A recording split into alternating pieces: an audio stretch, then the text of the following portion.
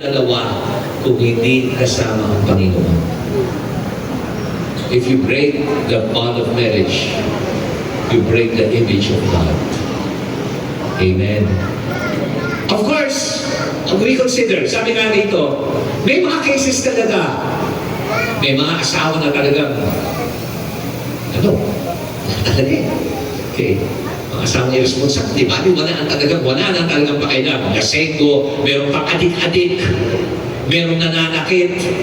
Sabi ko nga sa inyo, if that happens, kung meron man nananakit, hindi lang sa inyo, kundi sa bata, put distance.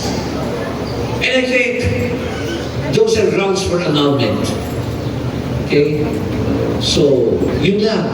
Pero, sabi nga, ang divorce, parang shortcut eh. Parang easy way out. Sige, pakasal tayo. May divorce naman eh. O kaya, hindi tayo magkasundo. Irreconcilable differences. Hiwalay na tayo. Ganon. Where is the element of patience? Where is the element of forgiveness? Where is the element of love and commitment? Divorce is an easy way out. I tell you. Amen? Amen po. Sinong wala ng asawa? Sinong wala ng asawa? Taas ang kamay. Kaya pala kayo nakangiti. Hallelujah. Hindi. Seriously. Sinasabi ko lang po, we need to pattern ourselves. Kasi po, sabi nila, tayo na lang ang walang diborsyo. Vatican at Philippines na lang ang walang divorce. O bakit di pa tayo makisali? Hindi porque ginagawa na lahat, tama na. Amen?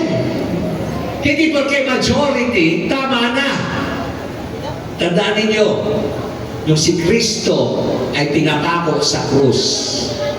Majority ng tao ang nagsabing ipako siya. Tama ba sila? Hindi. Always remember this, and I will always say this to you. In the final analysis, it is never between you and them. It will always be between you and God.